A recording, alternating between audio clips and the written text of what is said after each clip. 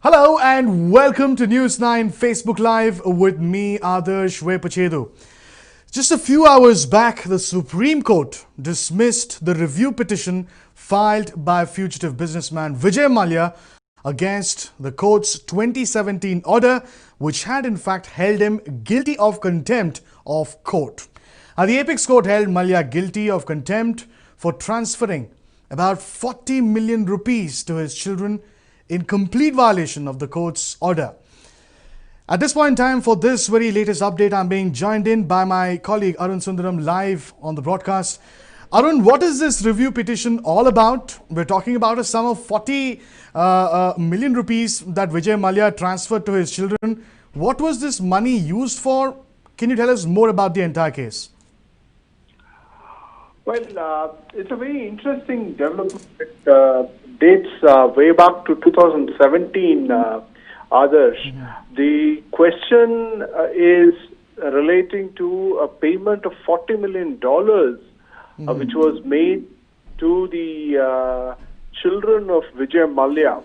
Now, in fact, I'd like to apologize to the viewers at this point. I had mentioned 40 million rupees, but yes, my apologies. It is $40 million. Kindly go ahead, Arun. Yes. And this actually related to payments which was made.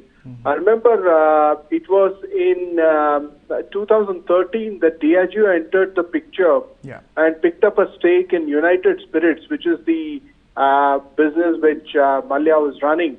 And then it got control of United Spirits. Now, it is given to believe that the British distiller then agreed to pay a sum of $75 million over a period of 5 years, asking for Mallya to depart from the company and to also have a non-compete clause. So this is essentially a non-compete payment that Mallya is reported to have sought, and for which Diageo seemed to have made a payment. Now, we are also given to believe that this was a sum of money which was objected to by the consortium of banks which were behind the businessman seeking recovery of the monies that had been loaned to him when he floated the now defunct Kingfisher Airlines, and they insisted that the money should actually come back to the banks, and that should be used or made use of as far as payment of dues are concerned.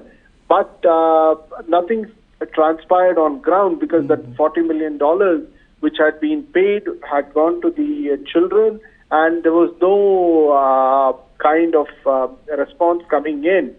And it was then held by the Honorable Supreme Court that it was a clear case of contempt of court. Now, this particular hearing that for which the verdict was declared today clearly indicates that the court has not accepted the review petition of the businessman. Now, what does it mean? It obviously means now that there is additional ammunition as far as the clutch of Indian banks are concerned, who are, doing their level best, trying to recover in excess of 9,000 crores, which is stuck. But at the same time, remember, there is now another twist in the tail, if I can use that phrase, in the sense that the flamboyant businessman has promised to pay a sum of about 14,000 crores. Now, this particular offer seems to have been made to the Apex Court, saying that he is willing to pay off 14,000 crores and that he should be freed of these charges of having been, playing a part in embezzlement, etc. Now, that particular plea hasn't been accepted, but clearly this is perhaps not the last as far as this particular high-profile case is concerned, others. Now, Arun, it almost seems as if the banks will begin to swoop down on Vijay Mallya. So, while the banks will be almost creating a plan of action, what would Vijay Mallya do in all likelihood? What would his plan of action be going forward? And my second part to the question is this entire case, in a sense, in any way related to the extradition of Vijay Mallya? And what update do we have on that front? Are we anywhere close to bringing Vijay Mallya back to the country? Well, in a way it is related, in a way it is not related. Okay. The crux of the problem actually relates to the payment of the unpaid dues, the outstanding loans which now run in excess of 10,000 crores if you were to add the outstanding interest also. Now, at the same time, there are other court cases, including the one relating to the winding up of United Brewery Holdings Limited. That is one of the investment arms which actually pumped in money into various businesses, including the now defunct airline company.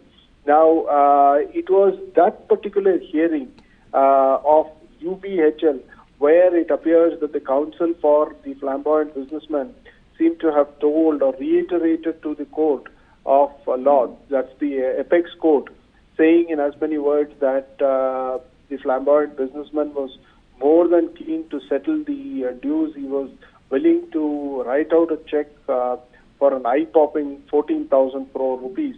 Now, that matter is still sub judice at this point of time, but clearly it indicates that, we haven't heard perhaps the last as far as this particular development is concerned, Adarsh.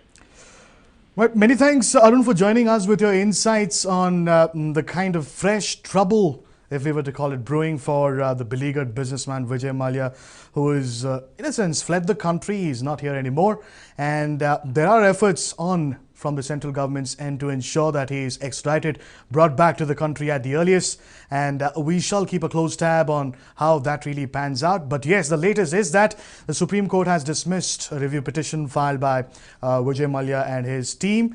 And this essentially means that the banks almost have a green signal to go ahead and swoop down on Vijay Mallya's properties, or let's just say the amount of money that he probably has at this point in time. So they will begin to procure all of it, and we shall tell you as to how that really pans out. We're talking about $40 million that were transferred from Vijay Mallya's account to his children.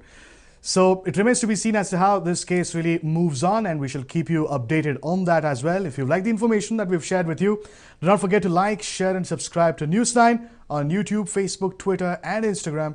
Many thanks for joining us.